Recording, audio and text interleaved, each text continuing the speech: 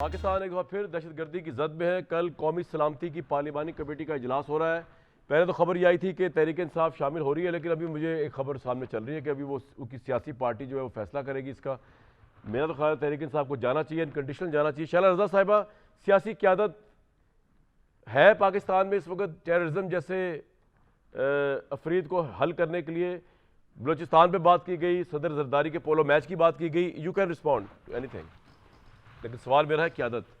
अच्छा, मैं सबसे पहले तो ये कहना चाहती हूँ कि जब बीबी साहिबा की शहादत के बाद हमें गवर्नमेंट मिली तो हम 126 थे। सिर्फ 126 ने ऑपरेशन राह रास्त किया।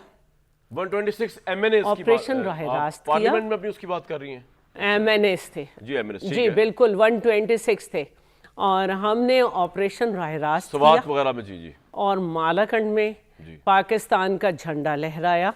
हमने डायलॉग करके मुल्ला सूफी का असल चेहरा दिखाया और उसके बाद पाकिस्तान की तारीख़ की सबसे बड़ी, जिसको कहते हैं इंटरनल डिस्प्लेसमेंट, यानी अंदरूनी एक हिजरत हुई और फिर सब ने देखा कि किस तरह लड़ा गया। जी जी। तो एक तो ये बात है कि आपको क्लियर होना चाहिए कि आप जिनसे लड़ रहे हैं उनको आप गुड और बैड में तकसीम ना करें, उनको आप जिहादी ना कहें, उनको बिछड़ा भाई ना समझें, उनसे ये मत कहें कि आपका और हमारे ख्यालात एक से हैं, उन कहीं और जाके हमले करो। पहली बात तो ये तो आप शहबाज शरीफ साहब को कह रही हैं। तो अगर 126 मेंबर की अगर पार्टी ये डिसाइड कर सकती है कि सही चेहरा भी दिखाए, इंटरनल डिस्प्लेसमेंट भी हो और झंडा भी लहराए, तो ये सीखने वाली बात है। अब मैं एक बात पूछना चाहती हूँ। थोड़े अरसे पहले मुसलसल बैरिस्टर गौहर की जब मुलाकात हो रही थी तो पहले तो उन्होंने इसको इस्टेब्लिशमेंट से मुलाकात पार्टी के हक़ में थोड़ी सी शो की, फिर कहा सिक्योरिटी के लिए हो रही थी, तो मुस्तकिल एक सिक्योरिटी की मीटिंग्स चल रही थी।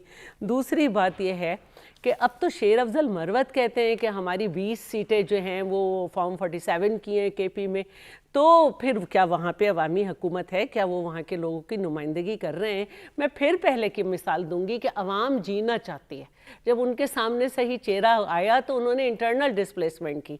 रही बात बलूचिस्तान की, तो सरफराज बुगटी जब पहले ऑपरेशन हुए तो वो नून लीग में थे और वहाँ के वज़ीर दाखिला रह चुके हैं और उन्होंने ओनरशिप ली थी बाकायदा, और जिस दिन ये ट्रेन का भी वाक़या हुआ वो गायब नहीं थे, वो ओनरशिप ले रहे थे। रही बात प्रेसिडेंसी की कि वहाँ पे मुझे नहीं मालूम कि सदर साहब कहीं पोलो मैच देखने गए थे या कोई उनको चाय पेश कर रहा था तो उसने कहा वो टीवी पे पोलो मैच देख रहे थे।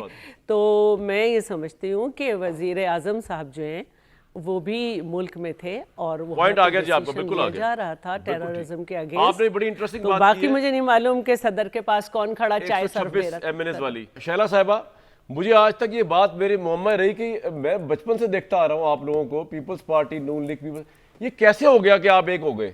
ये भाई ज़िम्नन सवाल है क्योंकि आज आप बड़े अरसे बाद आपसे हुई ना। अच्छा, ये कैसे हुआ? हाँ, पहली बात तो ये है कि पाकिस्तान पीपल्स पार्टी की सियासत पाकिस्तान के लिए है।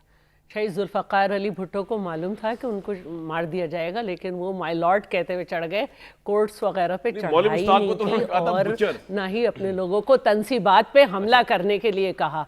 आज भी हम चाहते हैं कि पार्लियामेंट को ताला ना लगे, इसलिए हम हुकूमत को सपोर्ट कर रहे हैं। ये आपका एहसान है नून लीग पे। आज किसी की भी हुकूमत होती है, आज नहीं, हम अपना फ़र्ज अदा कर रहे हैं। हमारा नून लीग पे कोई एहसान नहीं है, हम अपना फ़र्ज अदा कर रहे हैं। अल्हम्दुलिल्लाह पार्लियामेंट खुली हुई है और हम किसी की भी हुकूमत होती